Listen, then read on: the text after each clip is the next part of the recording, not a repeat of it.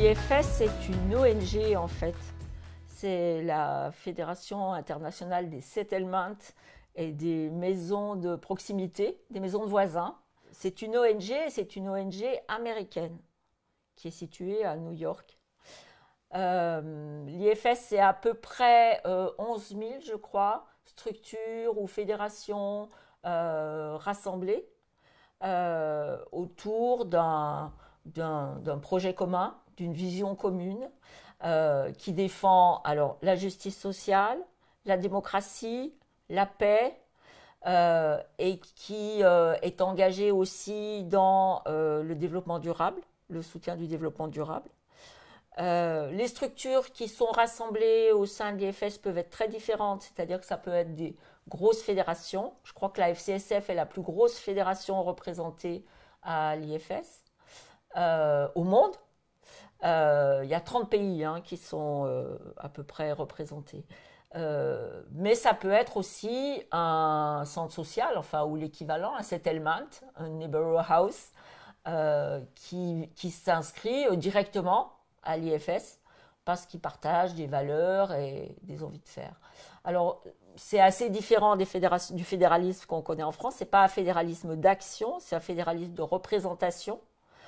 Donc l'idée, c'est plutôt de représenter la société civile à travers les engagements qu'on a de soutenir les communautés locales, l'engagement des personnes, le développement du pouvoir d'agir des citoyens. Donc on représente la société civile et on est très présent à l'ONU à New York, où on est des interlocuteurs très reconnus pour être représentatifs de cette société civile et représentatifs des citoyens. Donc il y a l'idée qu'on serait aussi représenté en Europe à Genève. On ne l'est pas jusqu'à présent. La mise en route, c'est un peu compliqué d'être représenté à l'ONU. Ça demande beaucoup d'engagement, beaucoup de temps.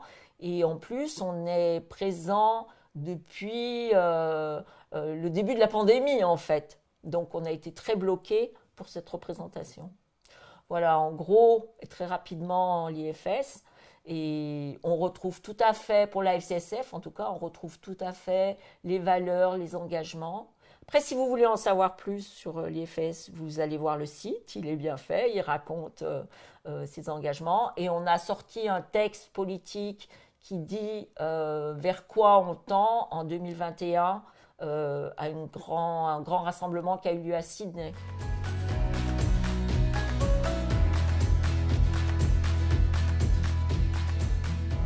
La deuxième question va aller avec la troisième question concernant fostering.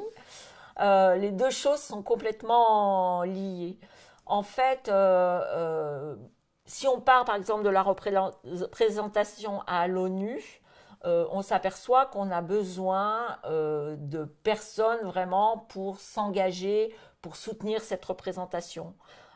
Pour les Américains, c'est plus facile. Il y a de très gros settlements à New York qui peuvent engager à la fois des moyens et à la fois des personnes parce qu'ils sont sur place et qu'ils ont une vieille histoire de représentation des settlements à l'ONU.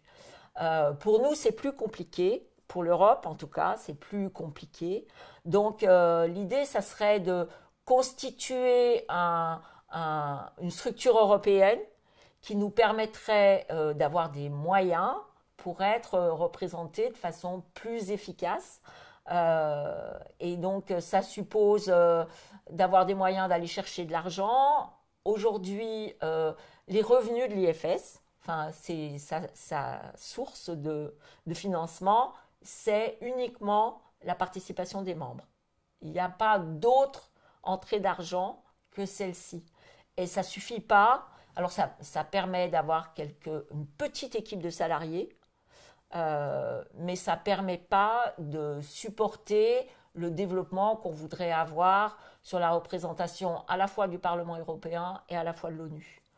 Donc l'idée du projet Fostering, elle s'est enclenchée en faisant ce constat qu'on n'avait pas suffisamment de moyens, que pour avoir des moyens, il fallait faire la preuve qu'on était capable de faire quelque chose ensemble en Europe.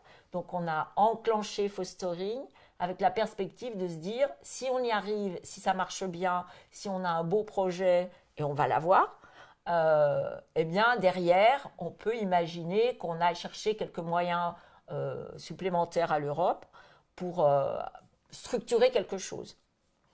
Et dans cette perspective-là, on souhaite aussi, alors on mise sur l'Europe, mais dans cette perspective-là, on n'oublie pas le Maghreb, le sud, le nord de l'Afrique, qui voudrait bien nous rejoindre, avec qui on a déjà des échanges, et donc ça serait plutôt quelque chose d'euro-méditerranéen. Il existe aussi des structures euro-méditerranéennes qui soutiennent des projets, donc on pourrait aller un peu de ce côté-là aussi. Donc l'IFS, comme ONG américaine, ne peut pas avoir de moyens en Europe. Donc l'idée, c'est de structurer quelque chose qui permettrait d'avoir une représentation un peu plus forte au niveau européen.